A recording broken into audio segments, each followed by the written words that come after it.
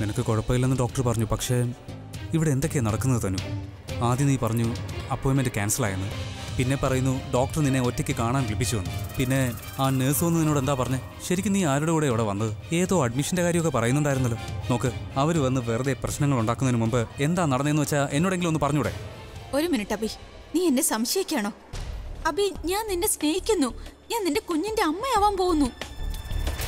പിന്നെ ഞാൻ നിന്നെയാ വിവാഹം ചെയ്യുന്നേ. ഇനി എന്താ പ്രൂവ് ചെയ്യണ്ടേ? നീ ആ നേഴ്സ് പറഞ്ഞത് വിശ്വസിക്കാണോ? എന്റെ വേദനയൊക്കെ, എന്റെ മുഴുവൻ കാര്യവും നിനക്ക് നുണയായിട്ട് തോന്നുക?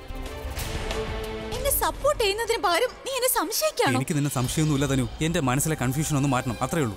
എങ്കിൽ മുഴുവൻ കൺഫ്യൂഷനും ക്ലിയർ ചെയ്യൂ. ആളുകൾ പറയട്ടെ എന്റെ ഭാവി ഭർത്താവ് എന്നെ വീണ്ടും വീണ്ടും സംശയിക്കുകയാണെന്ന്. നോക്കൂ അബി, നീ വീണ്ടും എന്നെ സംശയിച്ചാലുണ്ടല്ലോ, ഞാൻ ഈ കുഞ്ഞിനെയും കൂട്ടി എങ്ങോട്ടെങ്കിലും പോവും. പിന്നെ ഈ ലോകത്തോട് പറയണം നീ ശരിയാണ്, ഞാൻ തെറ്റുകാരിയാണെന്നും. ഡോക്ടർ പറഞ്ഞത് നീയും കേട്ടതല്ലേ, സ്ട്രെസ് പാടില്ലെന്ന്. ഇപ്പോൾ ഞാൻ ട്രൈ ചെയ്യുന്നത് ഇതൊക്കെ എന്താണെന്ന് അറിഞ്ഞ് കൺഫ്യൂഷൻ ഒന്ന് മാറ്റാൻ വേണ്ടി മാത്രമാണ്, അല്ലാതെ വേറൊന്നുമല്ല. നീ ഇതൊക്കെ വെറുതെ ചിന്തിച്ചു കൂടി ടെൻഷൻ ആവണ്ട. അതുകൊണ്ട് താഴെ പോയി എന്താണ് കാര്യമെന്ന് ചോദിച്ചു നോക്കാം. Let's go.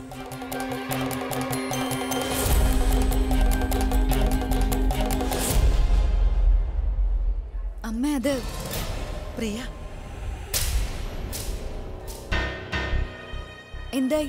എന്താ നിനക്ക് പെട്ടെന്ന് പറ്റിയത് തനു? ഡോക്ടറെ കാണിച്ചു. She is fine. കൂടുതൽ ടെൻഷൻ അടിക്കേണ്ടെന്നാ പറഞ്ഞത്. She just needs to be careful. Careful ആയിരിക്കണമല്ലോ. ഇനി അങ്ങോട്ട് ശ്രദ്ധിക്കണം. എപ്പോൾ വേണമെങ്കിലും എന്ത് വേണമെങ്കിലും സംഭവിക്കാം. ഐ മീൻ 7-8 മാസം ആകുമ്പോൾ എന്ത് വേണമെങ്കിലും സംഭവിക്കാം. അതുകൊണ്ട് ശ്രദ്ധിക്കണം. സർ, ഇവർക്ക് കുഴപ്പമൊന്നുമില്ലെങ്കിൽ നമുക്ക് താഴേക്ക് പോയാലോ? ആ കൺഫ്യൂഷൻ ക്ലിയർ ആക്കുന്നതിന് വേണ്ടി.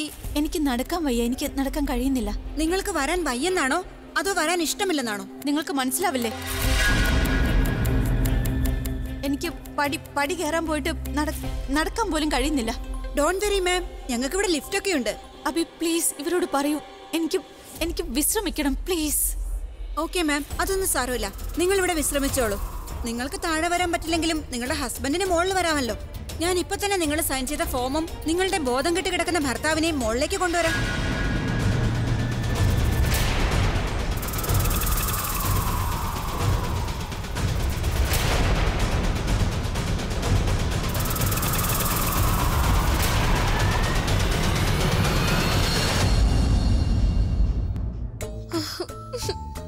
എന്റെ ദൈവമേ, ഇത് എന്തൊരു ചൂടാ! നാരങ്ങ വെള്ളം, ഈ ചൂടില് നാരങ്ങ വെള്ളം കുടിച്ചിട്ട് കാര്യമൊന്നുമില്ല. വേറെ തണുത്ത സർബത്ത്, അതിലും കാര്യമില്ല. ഇനി എന്ത് ചെയ്യും മൈഥിലി? ഐസ്ക്രീം കഴിക്കാം. ഐസ്ക്രീം കഴിച്ചാൽ ചൂടും മാറും, വിശപ്പും മാറും.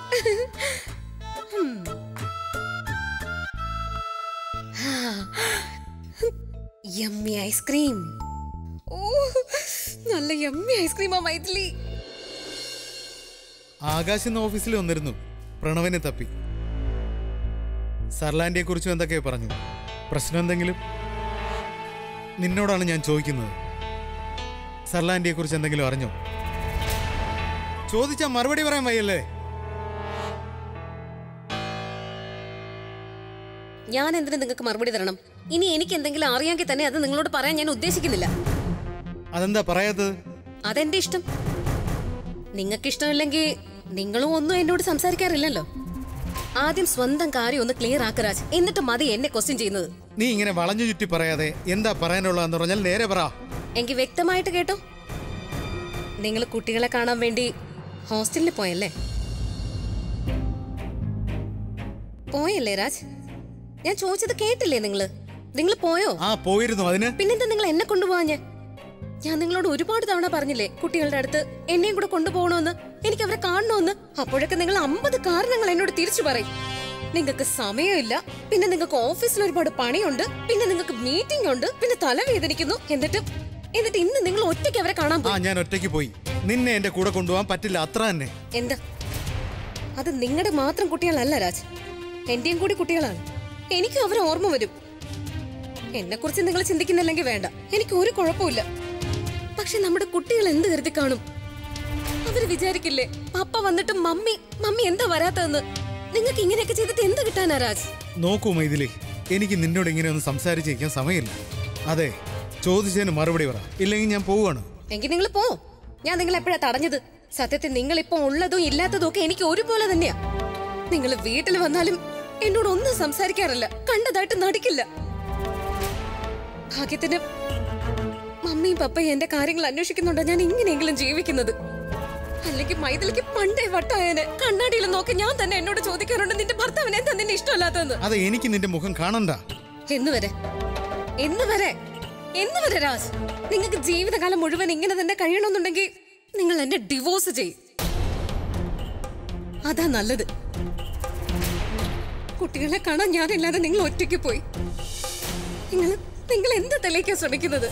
നിങ്ങൾക്ക് മാത്രമേ കുട്ടികളെ കുറിച്ചുള്ള ചിന്തയുള്ളൂ, എനിക്കില്ലേ? സ്വയം നിങ്ങൾ എന്നിൽ നിന്ന് അകന്നു, ഇപ്പൊ കുട്ടികളെ എന്നിൽ നിന്ന് അകറ്റുകയാണ്.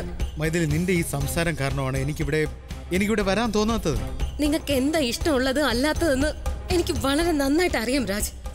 ശരിയാണ്, ഞാൻ നിങ്ങളോടൊരു തെറ്റ് ചെയ്തു. അതിന് ഞാൻ എത്ര തവണ നിങ്ങളോട് ഞാൻ മാപ്പ് പറഞ്ഞു. എനിക്ക് തോന്നുന്നത് നിങ്ങൾക്ക് എന്നെ മടുത്തു തുടങ്ങിയെന്ന്. ശരിക്കും മടുത്തില്ലേ? ഇനി വേറെ ഏതെങ്കിലും പെണ്ണ് അല്ലെങ്കിൽ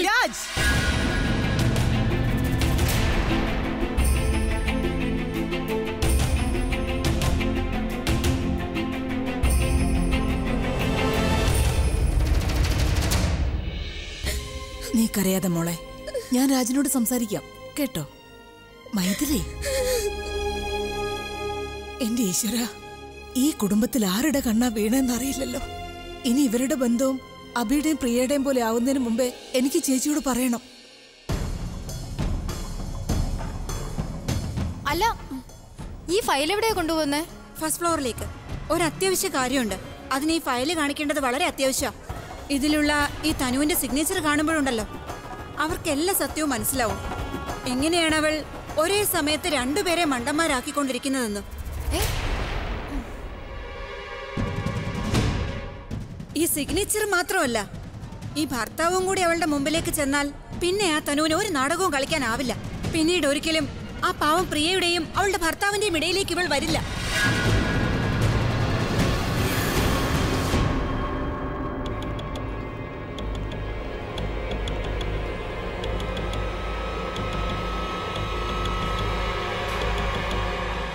മതി തനു, നിന്റെ സമയം അടുത്തു കഴിഞ്ഞു. അടുത്ത 2 മിനിറ്റിനുള്ളിൽ നിങ്ങളുടെ സത്യം പുറത്തു വരും. അധിക സമയം വൈകാതെ നിന്റെ യഥാർത്ഥ മുഖവും. പറഞ്ഞതല്ലേ നിന്നോട്, കള്ളം എത്ര തന്നെ വലുതായാലും സത്യത്തിന്റെ മുന്നിൽ ഒരു തവണ തല കുനിക്കേണ്ടി വരും. ഇനിയിപ്പോ എന്താ ചെയ്യാ? എനിക്കിവിടെ നിന്ന് ഓടി രക്ഷപ്പെടാനും കഴിയില്ല. എന്ത് പറഞ്ഞ് രക്ഷപ്പെടും? ഓടി രക്ഷപ്പെട്ടാൽ അബിക്ക് സംശയമല്ല, പക്ഷെ ഇവിടെ ഇരുന്നാലും ഞാൻ പിടിക്കപ്പെടും. ഓ ഗോഡ്, എന്ത് ചെയ്യും?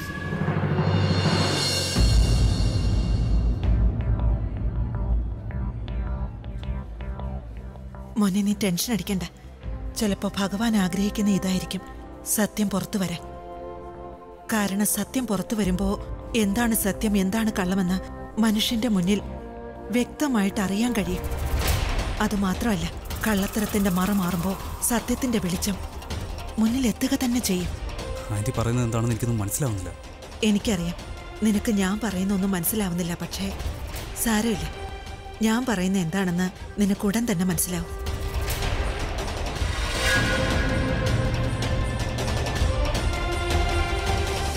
അമ്മ, ലിഫ്റ്റ് വന്നു.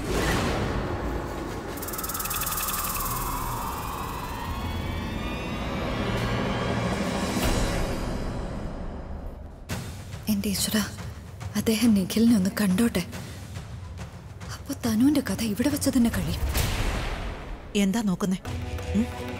സത്യം എത്ര ഒളിച്ചു വെച്ചാലും ഒരു നാൾ പുറത്തു വരിക തന്നെ ചെയ്യും. ഇന്നലെ നീ എന്നെ നോക്കി ചിരിച്ചില്ലേ? ഞാൻ ഇന്ന് നിന്നെ നോക്കി ചിരിക്കും. ഇത്തവണ എന്തായാലും പെട്ടു. എന്റെ ഒപ്പും നിഖിലും രണ്ടും ഇപ്പൊ കാണും. അബിയോട് എന്ത് പറയും?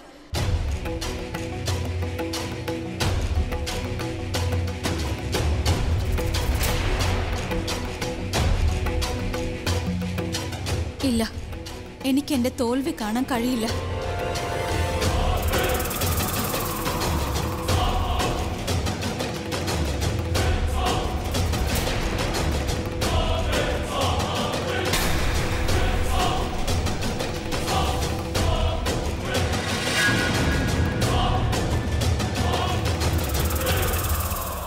എവിടെ എന്റെ ഭാര്യ? അതെ, ഇവിടെ തന്നെ ഉണ്ടല്ലോ.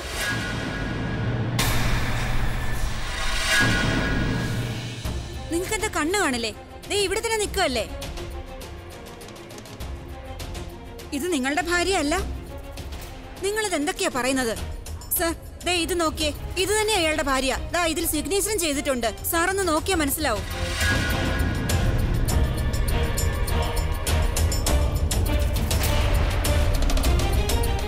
ഇത് തനുവിന്റെ സൈൻ അല്ലല്ലോ, ഏതോ ഷൈനിയുടെ അല്ലേ? എവിടെ നോക്കട്ടെ.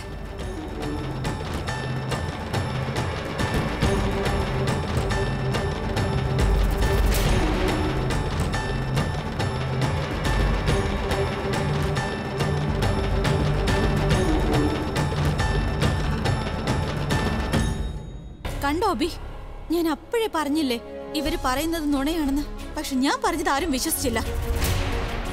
പിന്നെ നിങ്ങള് ഒരു നേഴ്സായിട്ട് പ്രഗ്നന്റ് ലേഡിയെ ടെൻഷൻ എടുപ്പിക്കാണോ? നാണമില്ലേ നിങ്ങൾക്ക്? ഞാൻ നിങ്ങൾക്കെതിരായി കംപ്ലൈന്റ് ചെയ്യും. ഞാൻ കള്ളമൊന്നുമല്ല പറഞ്ഞത്, നിങ്ങൾ തന്നെയാ വന്നത്. ഫോമിൽ നിങ്ങളുടെ സൈനും ഉണ്ട്. നിങ്ങൾ തന്നെ ഇയാളുടെ ഭാര്യയാണെന്ന് പറഞ്ഞത്. ഞാൻ പറഞ്ഞില്ലേ ഇവരെന്റെ ഭാര്യയല്ലെന്ന്. അബി പ്ലീസ് എന്നെ ഇവിടുന്ന് കൊണ്ടുപോകും. എനിക്ക് കരയാൻ തോന്നുന്നു. ഇവർക്ക് എന്താ വേണ്ടെന്ന് എനിക്കറിയില്ല. എന്തിനെങ്ങനെ ചെയ്യുന്നേ? പ്ലീസ് നമുക്ക് പോ. നീ ഇവര് പറയുന്ന കേട്ടു. നീ ഇവരുടെ മുന്നിൽ എന്നെ ഇൻസൾട്ട് ചെയ്തു. ഐ ആം സോറി തനു. ഞാൻ നിന്നോട് ആദ്യമേ പറഞ്ഞല്ലേ നിനക്കും കൂടി വേണ്ടിയാ ഇതൊക്കെ ചെയ്യുന്നതെന്ന്. മോനെ, എനിക്ക് തോന്നുന്നത് എന്തോ തെറ്റിദ്ധാരണ ഉണ്ടായതാവാം. തനു ഭർത്താവെന്ന് പറഞ്ഞ വ്യക്തി താഴെയെങ്ങാനും ഉണ്ടായല്ലോ. നമുക്കൊന്നുകൂടി അവിടെ പോയി നോക്കാം. മതി, നിർത്ത്. ഞാൻ എന്തിനങ്ങനെ ചെയ്യണം? മറ്റൊരാള് ഞാൻ എന്തിന് ഭർത്താവാന്ന് പറയണം? എന്റെ ഭർത്താവ് എന്റെ കൂടെ ഉണ്ട്. നിങ്ങൾ ഇനിയും നീ എന്തിനാ ഇങ്ങനെ സ്ട്രെസ്ഡ് ആവുന്നത്? നീ വന്നേ, പതുക്കെ ഇവിടെ ഇരിക്കും. നിങ്ങളൊരു കാര്യം മനസ്സിലാക്കണം. ആളുകൾ ഡോക്ടറെയും നേഴ്സുമാരെയും കണ്ണടച്ചാണ് വിശ്വസിക്കുന്നത്. ആ വിശ്വാസത്തിന് നിങ്ങൾ അത്രമാത്രം വാല്യൂ കൊടുക്കേണ്ടതുണ്ട്. അല്ലാതെ ഇതുപോലെ മുതലെടുക്കാൻ പാടില്ല. Sorry sir. ഇതെങ്ങനെ സംഭവിച്ചു? നിഖിൽ എവിടെ പോയി? വാവ്, ഇത് അത്ഭുതമാണല്ലോ. ഫോമിലുണ്ടായിരുന്ന എന്റെ ഒപ്പം സ്ട്രക്ചറിലുണ്ടായിരുന്ന നിഖിലും എവിടെ പോയി? ഞാനെന്തിനാ അങ്ങനെയൊക്കെ ചെയ്യുന്നേ? എനിക്ക് അങ്ങനെ ചെയ്യണമായിരുന്നെങ്കിൽ ഞാൻ ആദ്യം എന്തിനാ നിങ്ങളുടെ കൂടെ നിന്നത്? താഴെ സ്ട്രക്ചറിൽ ഇയാളാ ഉണ്ടായിരുന്നത്. അപ്പൊ ഞാൻ വിചാരിച്ചു ഇവരുടെ ഭർത്താവാണെന്ന്. കള്ളമാണ് നീ പറയുന്നത്, കള്ളം. ആര് പറഞ്ഞിട്ടാ ഇതൊക്കെ ചെയ്യുന്നത്? ചെയ്യട്ടെ അമ്മ. പ്രിയ, ഇവിടെ ഇവരോടൊന്നും സംസാരിച്ചിട്ട് കാര്യമില്ല. ഇവര് നമ്മളെ സഹായിക്കുമെന്ന് കരുതി. പക്ഷേ ഞാൻ ചോദിക്കട്ടെ പ്രിയ, ഇവിടെ ആര് പറഞ്ഞിട്ടാ ഇതൊക്കെ ചെയ്തെന്ന്? പ്രിയ ഇപ്പോൾ ഈ സമയത്ത് എന്നെക്കുറിച്ച് തന്നെയാവും ചിന്തിച്ചുകൊണ്ടിരിക്കുന്നത്. ഞാൻ ഭൂമിയിലോട്ട് താഴ്ന്നു പോയോ ആകാശത്ത് പറന്നു പോയോ എന്ന് അന്തം വിട്ടിരിക്കുകയായിരിക്കും. അവളുടെ ആ അമ്മ ഇപ്പോൾ കൈയും കാലും പ്രവർത്തിക്കുന്നുണ്ടാവും, പക്ഷേ ബുദ്ധി വർക്ക് ചെയ്യുന്നുണ്ടാവില്ല. ഇനിയൊരു പക്ഷേ ആ സരളയ്ക്ക് ദൈവത്തോട് പ്രാർത്ഥിച്ച് എന്തും ചെയ്യാൻ കഴിയുമെങ്കിൽ ഞാനും ചെകുത്താനെ വിളിച്ച് അവളെ ഇല്ലാതാക്കും. അതും ഈ ഭൂമിയിൽ നിന്ന് തന്നെ. പിന്നെ എൻ്റെ ചെകുത്താനാണ് എൻ്റെ ചെകുത്താനായ ബുദ്ധി. ഇതെവിടാ? ആഹാ, നന്നായി നിങ്ങൾക്ക് ബോധം വന്നത്. നിങ്ങൾക്ക് ആക്സിഡന്റ് പറ്റിയതാ. നിങ്ങളുടെ വൈഫാ നിങ്ങളെ ഇങ്ങോട്ട് കൊണ്ടുവന്നേ. നിങ്ങൾക്കറിയാമോ, നിങ്ങളുടെ ഭാര്യ വലിയ സൂത്രക്കാരിയാ. പക്ഷെ ഒരു മിനിറ്റ്, എന്താ പറഞ്ഞ എൻ്റെ വൈഫ്? അതെ, ആ തനുശ്രീ മോഡൽ. അവരാ നിങ്ങളെ ഇങ്ങോട്ട് കൊണ്ടുവന്നത്. നിങ്ങളുടെ ഫോമിലും അങ്ങനെയാ. ആ ഫോമിലും അവർ തന്നെയാ വൈഫെന്ന് എഴുതി ചേർത്തേ. പിന്നെ നിങ്ങളുടെ FIR പോലുള്ള എല്ലാ ഫോർമാലിറ്റിയും പൂർത്തിയാക്കി. അവരിവിടെ റോസ്റ്റർ അഭിയെ കണ്ടപ്പോ അവര് നിങ്ങളുടെ ഭാര്യയാണെന്നല്ല, അഭിയുടെ ഭാര്യയാണെന്നാ പറയുന്നേ. അയാൾ അവളെ വിവാഹം കഴിക്കാൻ പോകുന്നുവെന്ന്. ആ കുഞ്ഞും അയാളുടേതാണെന്നാ പറയുന്നത്. അപ്പൊ അഭി ഇവിടെ എന്തോ ആവശ്യത്തിനായി വന്നിട്ടുണ്ട്. പക്ഷെ അവൻ തനുവിനെ കണ്ടു. ആ, പിന്നെ ആരൊക്കെയാ വന്നെന്ന് പറഞ്ഞു? പ്രിയ എന്ന പേരുള്ള ഒരു ലേഡിയും പിന്നെ അവരുടെ അമ്മയും വന്നിട്ടുണ്ട് ഇവിടെ. പക്ഷെ നിങ്ങൾ പേടിക്കണ്ട, ഞാൻ അഭിസാറിനോട് പറഞ്ഞിട്ടുണ്ട്. ആ തനു നിങ്ങളെയും അയാളെയും രണ്ടുപേരെ മണ്ടന്മാരാക്കുകയാണെന്ന്. പിന്നെ അവള് സൈൻ ചെയ്ത ഫോമും ഞങ്ങളുടെ കയ്യിലുണ്ട്. ഇനി നിങ്ങൾ വന്ന എല്ലാ സത്യവും പറഞ്ഞാൽ മതി. നിങ്ങളൊരു കാര്യം ചെയ്യും, എന്റെ കൂടെ വരൂ. വന്ന എല്ലാ സത്യവും പറയൂ. അതോടെ തനുവിന്റെ കള്ളത്തരം എല്ലാം പിടിക്കപ്പെടും. വരൂ എന്റെ കൂടെ. ഒരു മിനിറ്റ് സിസ്റ്റർ, ഒരു മിനിറ്റ്. എന്തൊക്കെയാ പറഞ്ഞൊന്നും മനസ്സിലായില്ല. ശരീരം മൊത്തം വേദനയാ. അല്ല, എന്താ അവിടെ ബഹളം? ആരവിടെ കിടന്ന് ബഹളം വെക്കുന്നത്? ആരൊക്കെയാ അത്? ആരാ? എന്താ അവിടെ? ആരാ എപ്പോ കല്യാണം കഴിക്കും, കുഞ്ഞാരുടേതാണ്, ഇതൊക്കെ നീ മറന്നുകളാ. നീ നിന്റെ കാര്യം നോക്ക്, നിന്റെ കുടുംബത്തിന്റെ കാര്യം മാത്രം, സ്വന്തം കാര്യം. പിന്നെ നിനക്കെന്താ ചെയ്യേണ്ടെന്നറിയാലോ. ഈ ഫയലുണ്ടല്ലോ, അതിലാരുടെ ഒപ്പും കാണിക്കേണ്ട ആവശ്യമില്ല. ഒപ്പ് കാണിക്കുകയും ചെയ്യരുത്, അബിയുടെ മുന്നിലൊന്നും പറയുകയും ചെയ്യരുത്. അബിയുടെ മുന്നിലൊന്നും പറയരുത്. ഒരു കാര്യം ചെയ്യ്, നീ ഇത് പറ, നേഴ്സായിട്ട് വർക്ക് ചെയ്താൽ നിനക്ക് എത്ര രൂപ കിട്ടും? ഞാൻ നിനക്ക് 10 ലക്ഷം രൂപ തരാം. 10 ലക്ഷം. പിന്നെ ഫാമിലി സെറ്റിൽഡ്. ഡിസിഷൻ നിങ്ങളുടേതാണ്. നിങ്ങൾ പറയുന്ന പോലെ ഞാൻ ചെയ്തോളാം. Good choice. ചെല്ലി ഏതെങ്കിലും ഒരുത്തിനെ പിടിച്ച് തനുവിന്റെ ഭർത്താവാക്ക്. നമ്മുടെ ചെകുത്താനായ ബുദ്ധിക്ക് എല്ലാം ചെയ്യാൻ കഴിയുമെങ്കിൽ പിന്നെന്തിനാ വെറുതെ ദൈവത്തെ വിശ്വസിക്കുന്നത്? Welcome sister, welcome. വരൂ. സ്വന്തം സഹോദരി പോലും ഒരു സഹോദരന് വേണ്ടി ഇങ്ങനെ ചെയ്യില്ല. എന്തായി പറ.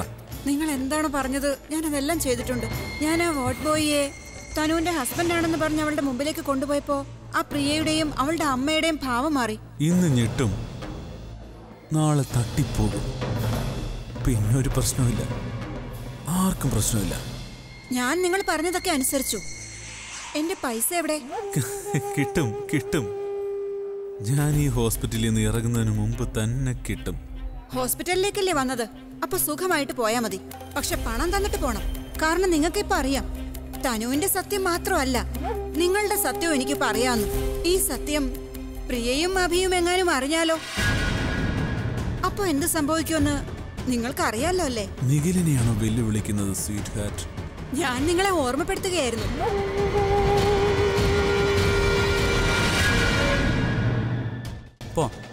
അയ്യോ, ഞാൻ എൻ്റെ ഫോൺ വെച്ച് മറന്നു. ഇപ്പൊ വരാം. ഇന്ന് നീ ആ ഫോമും നിഖിലിനെയും ഒളിപ്പിച്ചു വച്ചു തനു. പക്ഷെ നിന്റെ യഥാർത്ഥ മുഖം അധിക നാൾ ഒളിപ്പിക്കാൻ കഴിയില്ല. ഇന്ന് നിനക്ക് ഭാഗ്യമുണ്ടായി. പക്ഷെ ഒന്ന് ഓർത്തോ തനു, ഭാഗ്യം മോശം കൂട്ടുകാരെ പോലെയാണ്. എപ്പോഴാണ് കൈവിട്ട് പോകുന്നതെന്ന് പറയാൻ കഴിയില്ല. ഇനി നീ എനിക്ക് ഭാഗ്യമുണ്ടെന്ന് പറഞ്ഞാലും നിനക്ക് ഭാഗ്യമില്ലെന്ന് പറഞ്ഞാലും ജയിച്ചത് ഞാനല്ല. യുദ്ധത്തിൽ വിജയം മാത്രമേ ഉള്ളൂ, വിജയിച്ച മാർഗമല്ല. മാർഗം നിന്നോട് നിന്റെ കുഞ്ഞു ചോദിക്കും. അതിനറിയണമല്ലോ, അതിനെ പ്രസവിക്കാൻ വേണ്ടി നീ എന്തൊക്കെ നുണ പറഞ്ഞെന്നും എന്തൊക്കെ പാപങ്ങൾ ചെയ്തെന്നും. വരൂ അമ്മ. എന്നാലും പ്രണവിന് എന്നോടൊന്ന് പറഞ്ഞിട്ട് പോകായിരുന്നു. ഞാൻ ഇത്രയും ടെൻഷൻ അടിക്കേണ്ടി വരില്ലായിരുന്നു. സാരമില്ല ചേച്ചി, ഇപ്പോഴുള്ള സന്തോഷം അത് വളരെ വലുതല്ലേ. അച്ഛമ്മേ, സരളാന്റി ഇങ്ങോട്ട് വരുമ്പോഴുണ്ടല്ലോ സ്വന്തം കാലിൽ തന്നെ നടന്നു വരുമോ? പിന്നെ സംസാരിക്കുകയും ചെയ്യുന്നു, അതും സ്വന്തം ശബ്ദത്തിൽ തന്നെ.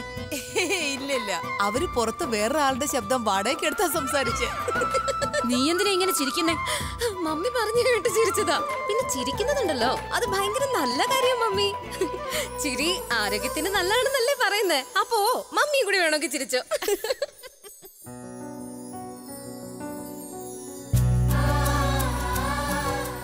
സരളേ,